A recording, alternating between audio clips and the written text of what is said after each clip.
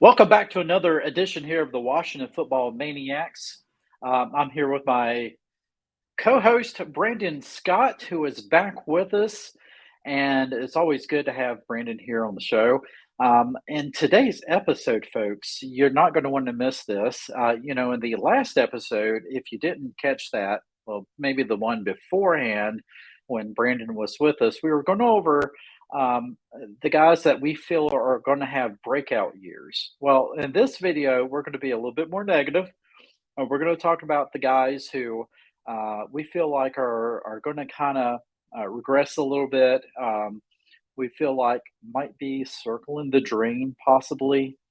I don't know, but we have to talk about it, and we're going to give you guys a chance in the comments to discuss it as well. So, with that said, Brandon, let's get into this video here. So, the first guy on the list. I've had a lot of hope for this guy.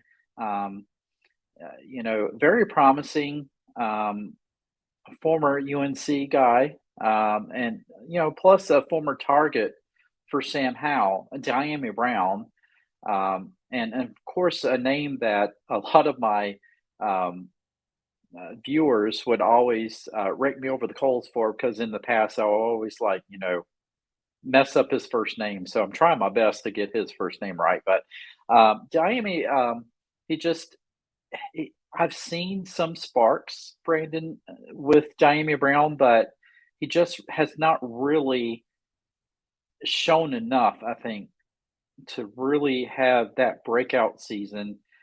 And we're thinking that this might be the season that he regresses even more. Give me your thoughts. What do you think is going to happen with Mr. Brown? Very curious case of a De'Ami Brown, man. Very curious case because consistency is a problem. He's very streaky. You see the makeup of a guy where he could be a deep ball threat. I forget what game last year, but he cooked somebody. I might have to look at the schedule, but he cooked somebody for, I believe, a couple touchdowns last year. So, the potential's there. And the fact that he has chemistry, he has camaraderie with Sam Howell kind of helps him. If you look at the depth chart, obviously, with any kind of playing time he gets, he's going to have to capitalize because obviously it was Scary Terry and Dawson, first two spots there, and then you have, the Swiss Army knife Curtis Samuel. So, finding touches for De'Ami Brown is going to be hard, but that's why I believe is make or break for him because when he gets those snaps, especially an injury, he's got to capitalize. He's got chemistry somehow, but he's got to be consistent. He's got to be consistent. Sometimes he's prone to drops. So that's why I think that, I agree. I think he's a guy where the ball is in his court. This year, he's got to capitalize or he can find his way on another squad because, the potential's there. I mean, a deep ball threat, Scary Terry is kind of a all around wide receiver. He's not a guy who's going to exactly burn too many guys, but his hands, is what his forte is. De'Ami Brown, same thing. His hands, Curtis Samuel's just him being a Swiss Army knife, but De'Ami Brown easily could be the fastest of the group. It's just, what I said about everybody else is what his deficiency is, his hands, right? So, Yeah. yeah, I think that De'Ami Brown, he's got to capitalize, man, because the potential's there. And the fact that his college QB is the man in DC, I think helps him. And I would love to see him on the squad going forward if he can be consistent. So that's the biggest thing about him, man, is being consistent and capitalize on the time given. That's right. I mean, he does have an advantage because his college coach or college quarterback is on the team, and now there's his teammate could. All signs seem to be pointing towards Sam Howell being the starter. He's certainly in that number one spot right now. Um, that could bode well for Diami if he can just seem to take advantage of those opportunities. And, that comes down to when the ball is heading your way, you're going to have to try your best to catch that football. Um, you know, I think back at those Super Bowl moments. Going back to that Giants Patriots Super Bowl, where what was the wide receiver? Uh Catches the David Terrell, I believe. I think it was Terrell. I think, Yeah. wedges the football between his hand and his helmet. making unbelievable catches like that. And even, um, the Patriots later on, the Super Bowl after that, um, where I am losing my mind tonight. Their longtime receiver, where he just makes this unbelievable, spectacular catch, just inches away from dropping the football. You gotta take advantage of those opportunities, and I think sometimes there's a thin line between um, the catch is just I'm going to hurt myself catching this football to just I got to lay it out on the line because the thing is, this could be my livelihood. Moving forward, this could change the whole trajectory of my career with the team or with the NFL. Um, Sometimes you just got to, take the chance and put it on the line there. So I hope that Brown is able to do that because I'm thinking in terms of longevity of having such young receivers that we could have for a long time, possibly on this team. I mean, you have guys like Curtis Samuel, but maybe we don't keep him forever. So, and you always got to have some good guys that are quality depth, and so yeah, let's see what Diami Brown does, but I definitely think he's a bubble guy. Now switching to defense. Now here's the guy that I really think, honestly, I really think he's gone already, but you know can't say anything until, of course, we get into training camp, but I'm talking about Kendall Fuller. We have made some moves on defense in the secondary, um, and we've got our what I call our bookend corners there that I think are going to be successful in those positions. And so, Kendall Fuller does have an opportunity to thrive, being moved on the inside there, but I don't know. I think he's being squeezed out. What do you think, Brandon? Oh yeah, he's definitely being squeezed out. I'll say this when it comes to Kenneth Fuller and little to a certain degree Emmanuel Forbes. I think with both of them, it's going to be a wait and see year, and this is why. I do believe that you got to target cornerback, whether in the draft or in free agency next year. You got to because Kenneth Fuller again, just like De'Ami Brown, is very streaky. He's a guy who. Man, in the last couple of years, he's got smoked a couple times. I mean, a couple of receivers caught him sleeping. So I definitely think we need to upgrade. None against Kenneth Fuller is just I don't think he's that shutdown guy that we need. Because looking at Emmanuel Forbes, again, we talked about this. I believe it was our first video together, man. Is that a lot of us we believe that Christian Gonzalez was the guy. The guy Emmanuel Forbes. He's a ball hawk, love his instincts, but man, his size scares me. His size does scare me, and the fact that he's on the small side. Yeah, This is the modern day NFL, man. It's not like back in the day when Dion, where he just made interceptions and called it a day. No, you need your corners to be guys with a little bit of muscle to be able to tackle some of these running backs. Got to be that last line of defense on defense. So, his build scares me a little bit. But here's the thing about Forbes, man, is you don't want to add too much muscle because he's going to really, I don't want to say really, but it's going to take a hit on the speed. So they got to find a nice balance with Emmanuel Forbes. But I think with his ball hawking, he's definitely a very intriguing long-term prospect at corner. But Kendall, man, he is he's not how do I say this? He's that guy in the workplace or on the field, man, where he's not gonna wow you, but he's gonna do his job. You know what I mean? Like he's not gonna wow you, but he does his job. But I think it's time for an upgrade. I think his play next year is gonna determine what teams pick him up because I definitely think we need to upgrade. We need to go into the draft, get another corner, get a young guy to match up with St. Juice and Emmanuel Forbes because Kendall Fuller again, consistency is an issue. We need more consistency on the defensive end, especially this year. This is a make or break year for a lot of people. I mean, including coaching. A lot of people need this year to be a decent year, especially on the defensive end, especially Del Rio. Del Rio, if this defense doesn't perform, Del Rio's on the spotlight, just like Ron yeah, Rivera. So, I mean, new management's in town, y'all. So, a lot of guys, just like using an example with the Washington Wizards, got a whole new front office. So, anybody familiar with the NBA knows that a lot of moves have been made in Washington when it comes to Wizards, and new management's kind of evaluating. And I can see that happening with the Commanders that new management, new ownership's coming in, they're going to evaluate and see what we got. And very well, a lot of guys they're playing for their jobs. So I think Kendall Fuller, definitely wait and see this year, see how he does. But next year, I'm definitely targeting corner in the draft. Yeah, I agree with that. I was very excited when Kendall Fuller came back to us. He really excelled in Kansas City.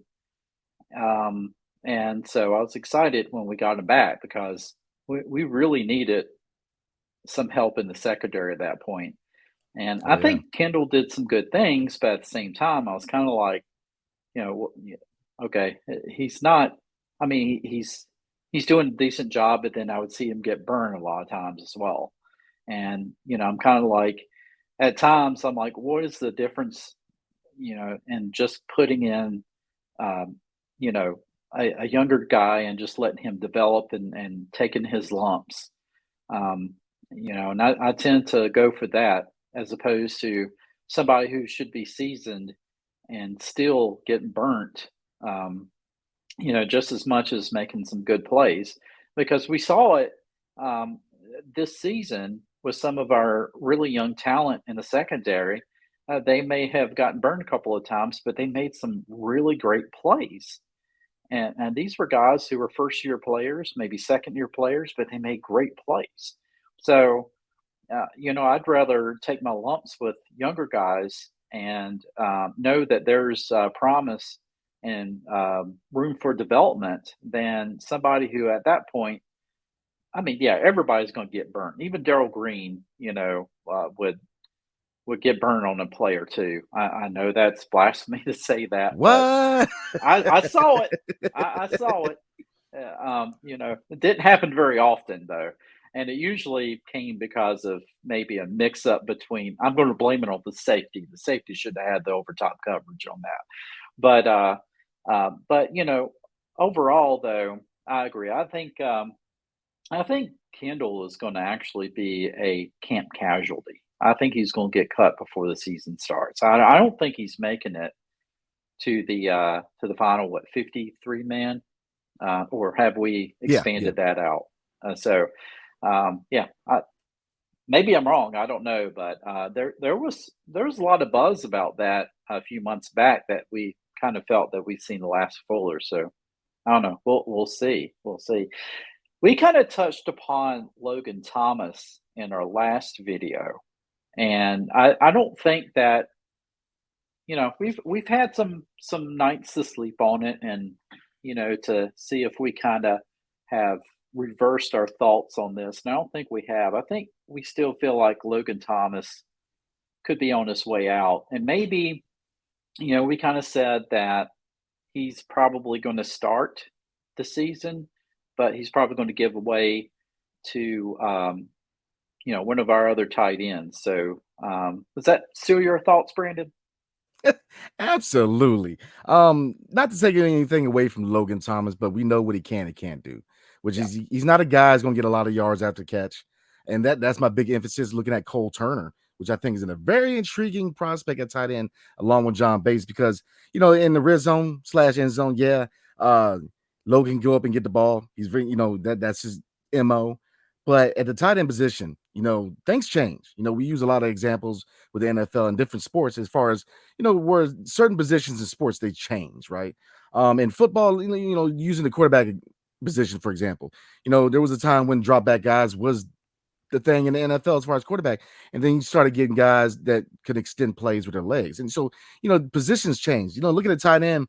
When you look at tight ends like Dan Waller, when you look at tight ends like Kyle Pitts, when you see guys who are built like receivers who can block like tight ends, it kind of makes you think. I think that what intrigues me about Cole Turner is that he can extend plays with his legs. And I think that's another weapon that we need on this squad. So Logan Thomas, yeah, I thought I didn't. I'm surprised he's still on the team because I thought he's going to be a casualty just because his name was brought up a lot. Especially with this team trying to find cap room to make further moves. I thought that he was on his way out. And like I said, there's nothing against him because if you look back at the last couple of years, he's made some solid catches in the end zone, Oh man. yeah. Solid catches. But that's the thing, man. Injuries are always an issue with him. Again, consistency. Consistency has always been an issue with him. And like I said, if you catch him across the middle, that's it. we need a guy who's going to extend plays. And like I said, John Bates, I don't think he's that guy. He's more of a blocker, and he's more of a guy in the mold of Logan Thomas, where his guy's going to get those short downs.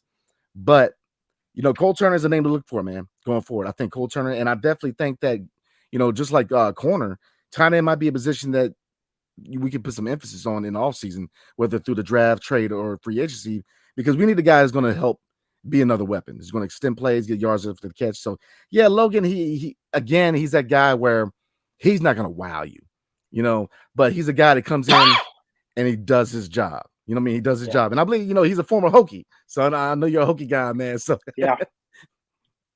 But yeah, I think it's time to move on, man. I really do. Whether they start with him the beginning of the year, whether they decide to go to Cole Turner or John Bates, I don't know. But I think that this is definitely going to be his last year in the 202, man. Yeah, I think I agree with you. Excuse me, I'm getting all choked up about this. No,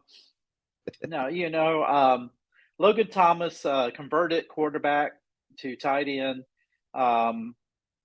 Was always a really beefy guy, and at Virginia Tech, huge guy at quarterback.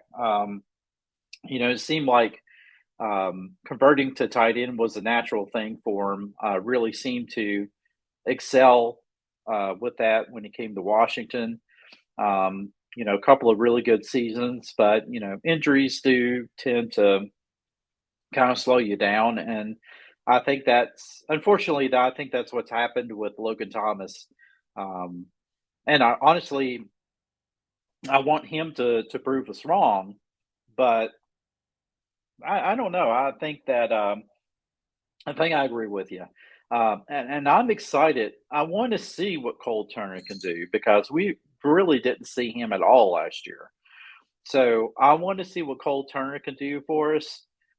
We know that John Bates is kind of, and I'm alluding to, again, always go back to the 80s.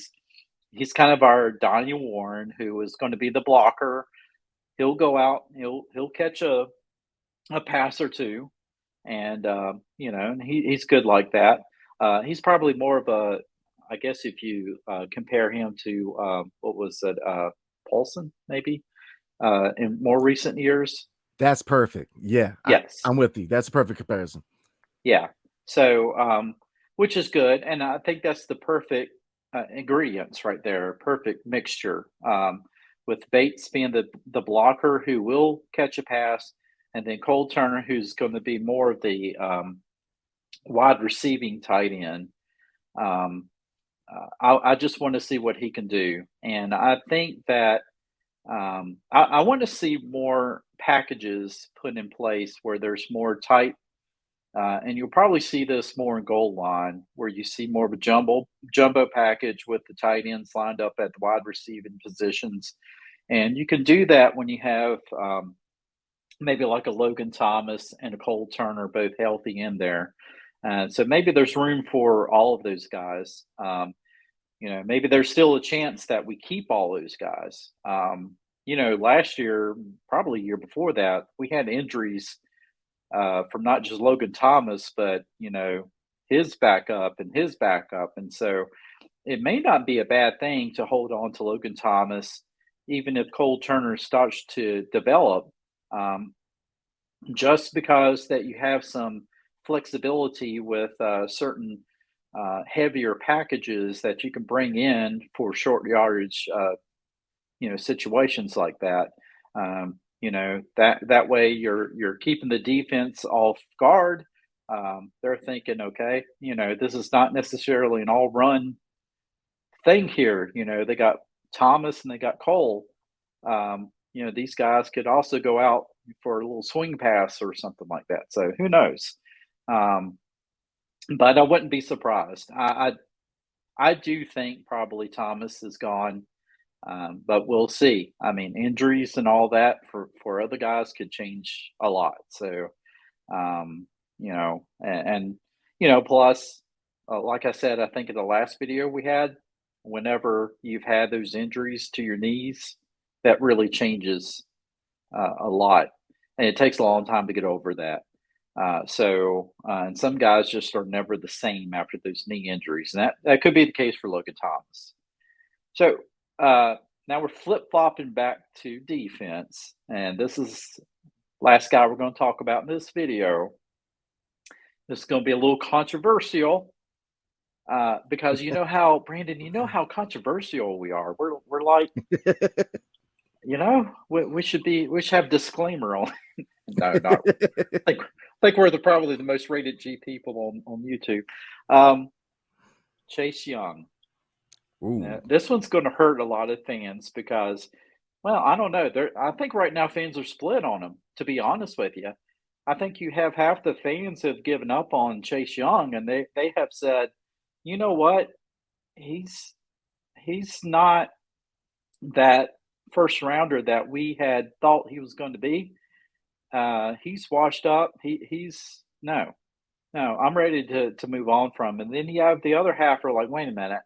He had unfortunate injuries, some very tough injuries to come back from. He's fighting his way back. Let's give him that that next opportunity. This is what his fourth season. So, let's see what he can do. Let's see if he has a full year of being Chase Young before that we put the nail in the coffin. So, Brandon, what type of year is Chase Young going to have in 2023? It's crazy, man, because it's easier to analyze in hindsight, right? Because there's a lot of people that are saying that, oh, we should have got Justin Herbert. There's a lot of what ifs. But here's the thing. I'm a big Chase guy. Been a big supporter over the years, but you are getting to a point where he needs to perform. It's never been a question of potential. I know there's been issues with him not going to voluntary workouts, which I've never been a person who really cared. It's voluntary for a reason, but Yeah. but but his work ethic has been brought up a few times. It again, no pun intended, but the ball's in his court. He's got to perform. He's got to perform. I think that with them shopping him, it was rumored with him going to Pittsburgh, with them having an interest in him, and them declining his fifth-year option. Those are signs that the organization needs to see something, and I think the fan base needs to see something because, yeah, in that draft, I'm still picking Chase because, come out of Ohio State, he's still that guy that's, you wouldn't think is a can't miss prospect on the edge, man. Just his speed, his power, but, he's had to learn a lot about being in the edge in the NFL. A couple of years ago, he was more on speed. So a lot of, your O-line guys would just push him out, let him run all day and just push him out of the play. So he's got to really learn his position. He's really got to be a student of the game, getting back, get in the film and really learn the techniques of being in the edge in the NFL because you can't go all speed, man, especially coming off an ACL injury. He's got to be more crafty. He's got to really get into his footwork. And, so the ball's in his court. I want to see Chase succeed. He's a local guy. I believe he's from PG County. So, I want to see him succeed, especially being a hometown guy, but still, you got to perform, man. You got to perform. And again, his name has been brought up in trade talks. And, with his fifth-year option being declined, the organization is saying, look, we need to see something this year, or this will probably be the last we're going to see Chase in DC.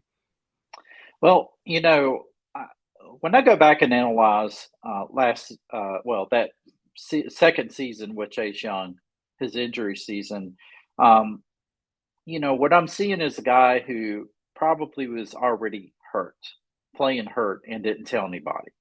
And I think you were seeing poor mechanics, maybe, or just stuff like that because he's trying to push through it. He's trying to make a play, and he realizes at some point he is so limited.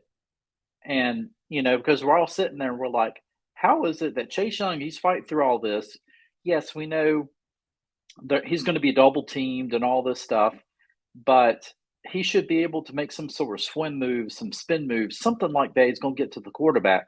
Why is that not effective? Why was all that effective the year before? Why is that not effective this year? Because honestly, a lot of what you saw, I think, in the first season with Chase Young, a lot of raw talent, a lot of physicality that you saw. And I think, as years progress with a player, you start to see a development of the other aspects of his game, the mental aspects, his strategy of, skills. And in the first year, a lot of times it's just you live off of the raw adrenaline and your raw talent. And I think that's what we saw from Chase, and that's what made him so successful in that first season. And I think that second season, I think he had already tweaked something going into that season, didn't tell anybody. And I think that's the reason why he struggled. And he struggled with that to the point to where he just got hurt. It gave out.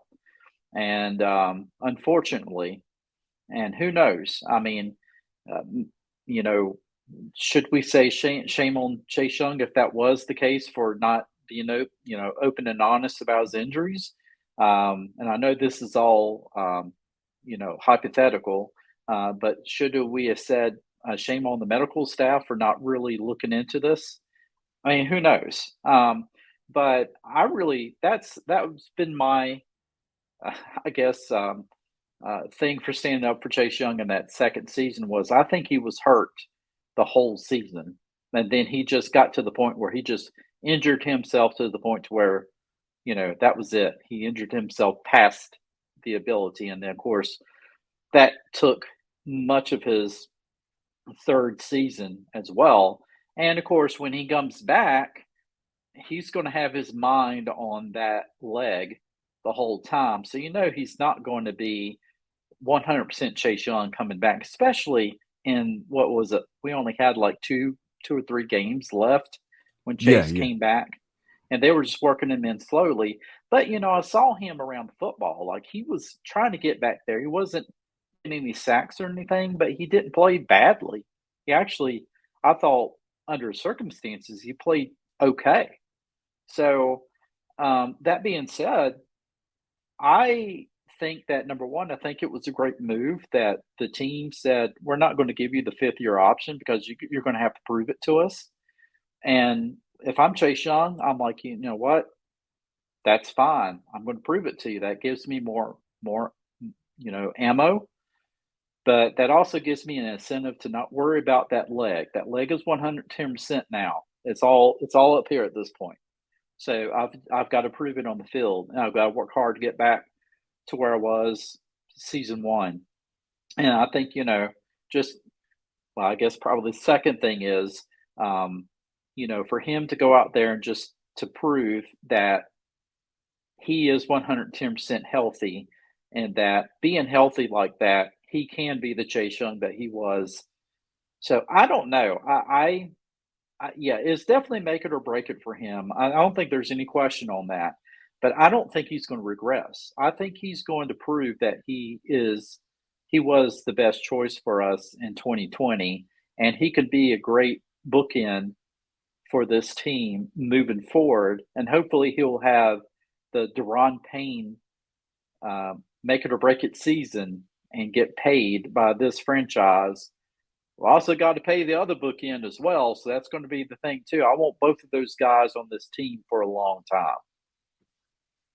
Yeah, that's gonna be a tough one, man. That's gonna be tough. Paying all four, man. I'm with you. I would love to see this line intact, but I think I've always had the belief that they were only going to be able to pay 3 out of the 4, and I think that's why this is a big pivotal year for not only Chase Young but for Sweat, because they're Yeah, both playing for a position on the team. But I'm with you. I think that Chase Young's going to have some fire into him. He's going to have a chip on his shoulder I because just think the he fact will. that, oh, absolutely, because with your Yeah, name being connected in trades and the fifth year option being declined and just his draft position and where he's at in his career right now, he's gonna have some fire because, like you said, a lot of people are already writing him off.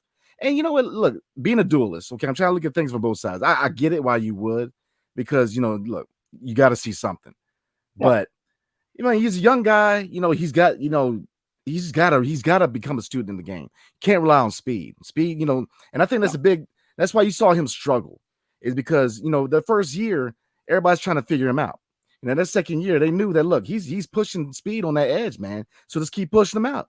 So now he's got to learn the footwork. He's got to learn moves that get around these tackles and these guards, man, because speed is ain't gonna do it. They're just gonna let you run all day, and that's exactly what they did.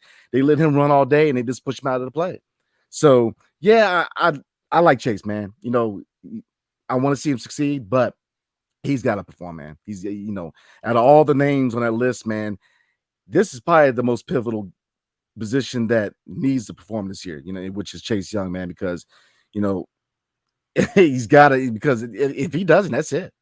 And you very well can see Sweat getting that money. So, yeah, I'm with you. I don't think he's going to regress. I think you're going to be surprised. You're going to see a whole nother Chase Young, man, because, just knowing human behavior, when you're floated in trade talks and then you got an organization that pretty much said, look, you're not going to be here 5th year unless you really earn it.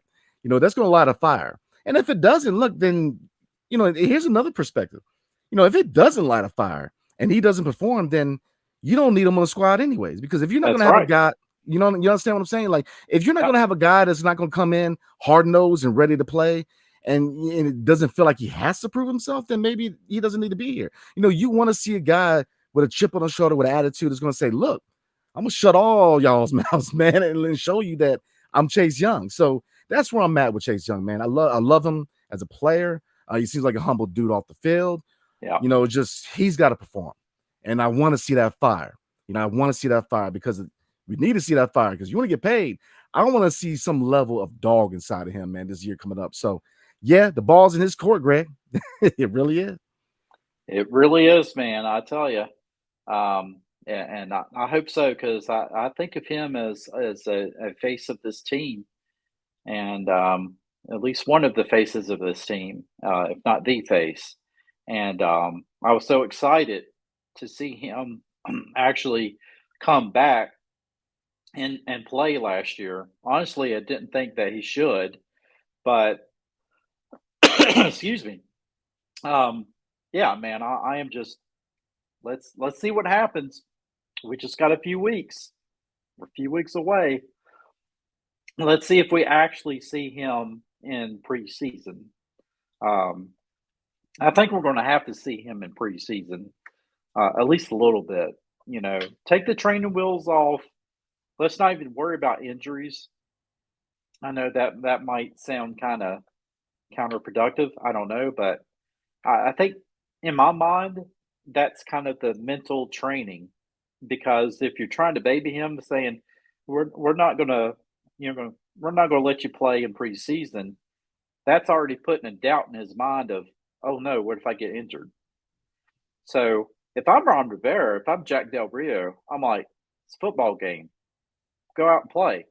I don't care. I don't care that this doesn't count toward the season. This counts. In some way or another, this counts. So get out there and play football. And I think that's the message you send to Chase Young. And that's what he's going to have to get. He gets those reps in preseason, and suddenly, he forgets about ever being injured. He gets into that flow come regular season. He's ready to eat.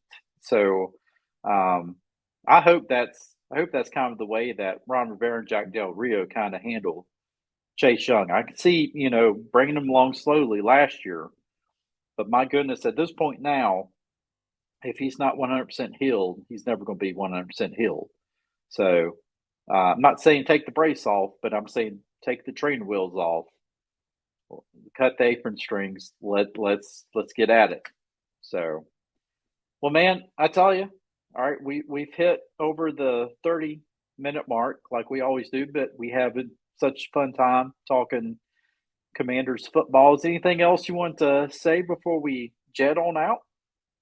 No, sir. Glad to be back, man. I'm ready for football season, man. Ready to roll. Glad to have you back, bro. I really am.